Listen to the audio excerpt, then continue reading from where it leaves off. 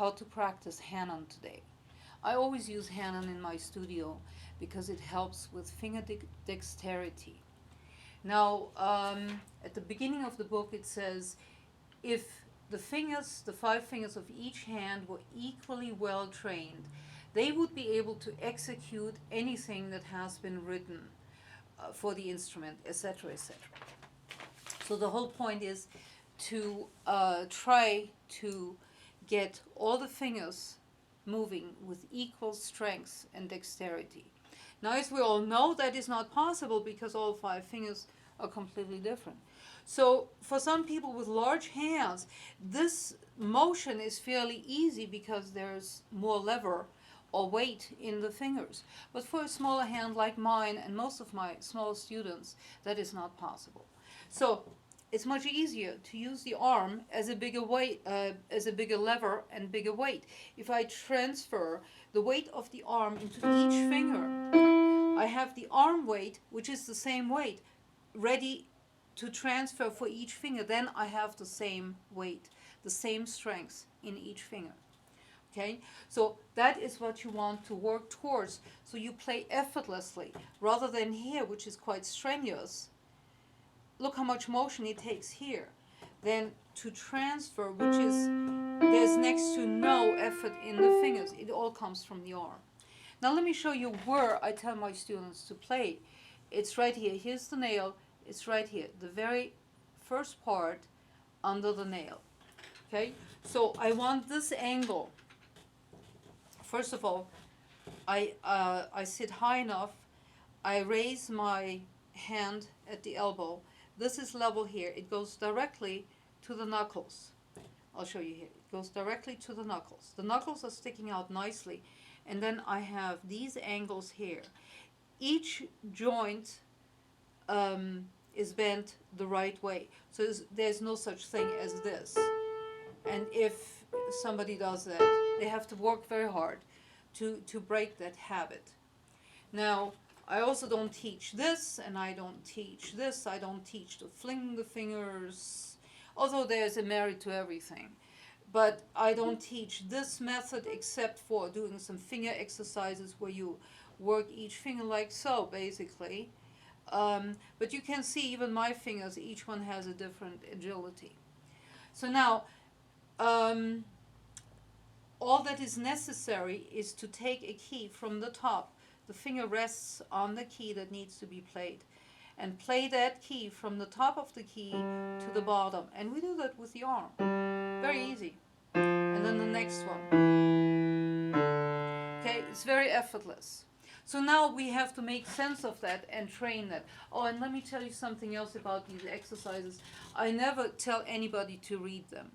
It is very, very simple. There are 8 notes. It's an 8-note exercise. So you memorize those 8 notes not as notes, but as a fingering pattern. So 1 to 2, there's a skip, and it's all white keys. So you skip 1 to 2, then 3, 4, 5 is even. It's the very next key, and it comes down. And then we start the same exercise going up. So you skip, next, next, next, skip, skip, and then all these other ones, it's once again an 8-note pattern. For instance, number 2, you have a skip 1 to 2, then 5, 4, 3, 4, 3, 2, back down to 1, skip to 2, and 5, 4, 3, 4, 3, 2, 1, 2, 5, 4, 3, 2, 3, 2, 1, 2, 5, 4, 3, 2, 3, 2, 1, etc., etc. So now, we need to work that so that we actually get something accomplished. And what we need, we start first with 1 second a note. So let me work number 1 here.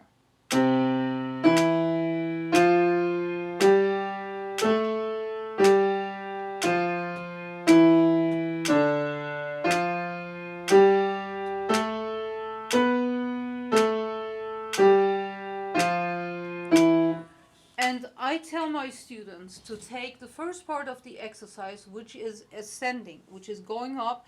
And once they have learned that, usually in, within 2 minutes, we start down here and we go all the way up. I tell my students practice that many times until you get it. When you can play it at 1 second a note, you click up 2 clicks.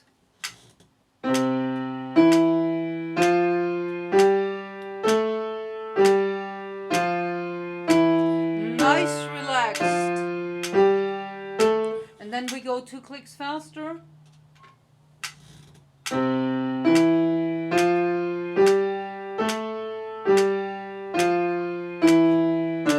Etc., etc. And then let's say we go to 112.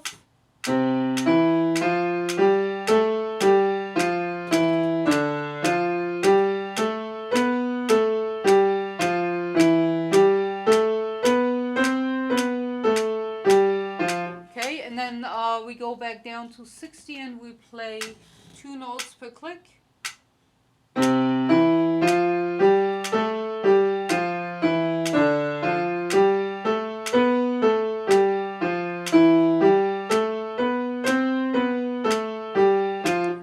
And then we keep clicking up 2 notes. Excuse me, 2 clicks.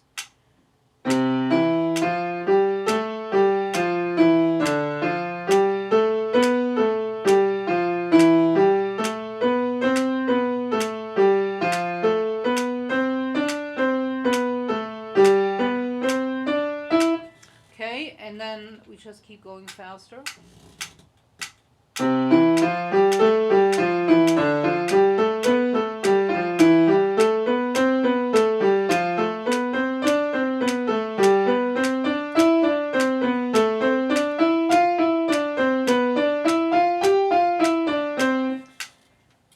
And you need to listen that each note is held exactly until the next one plays. So this one comes up when the next one plays. So you need to think not just about pushing it down. The down is easy, but sometimes the lifts are not exact. So we need to pay attention to an exact lift.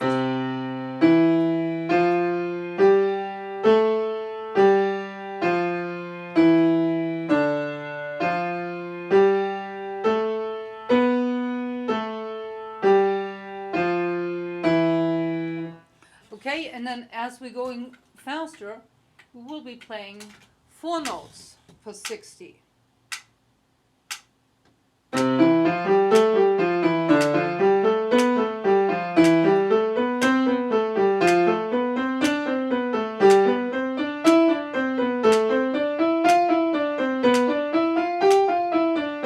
And then we go faster with that, you know, let me do it a little bit faster.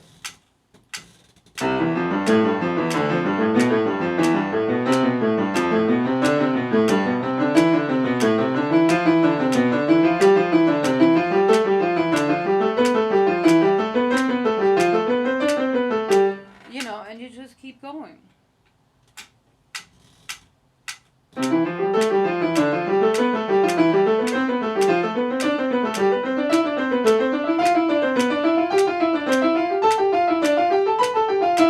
Now, as you have noticed, there's also a wrist motion for every 4/16. We have groups of 4/16 twice a measure, so it's a 2/4 beat, 4/16 and 4/16. And the first gets an accent and the second gets an accent. And we don't want to do the accents with a finger like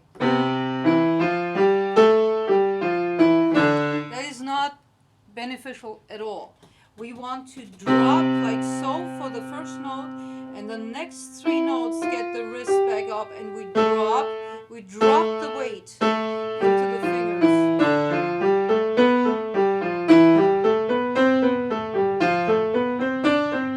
Drop, and we relax. Relax the weight into the key. Then we get the wrist back up where we can drop again. So everything becomes very effortless. You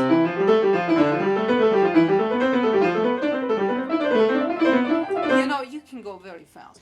And as you hopefully noticed, the faster I was going, the smaller my wrist motion became and the softer my playing became. Because if you stay as loud, it'll sound like So, and that's obviously no good. Okay, so, and the whole point is it's not just about how fast you can play it. It's about the control. You want to have total control for these patterns in all speeds. And when the student starts Hanon, obviously we're just staying at slow speeds so that the finger motion is learned. And if I have a finger lift to start with, that's okay. At least we're moving the fingers. And we always turn the metronome on. So we're practicing pulse. It's never without a metronome for these exercises. Pulse is learned, and it takes quite a while to learn that. And the metronome helps with that. And then as we go faster, more agility is being acquired. And that is very, very important. So that was Hanon in a nutshell, how I teach it. Good luck.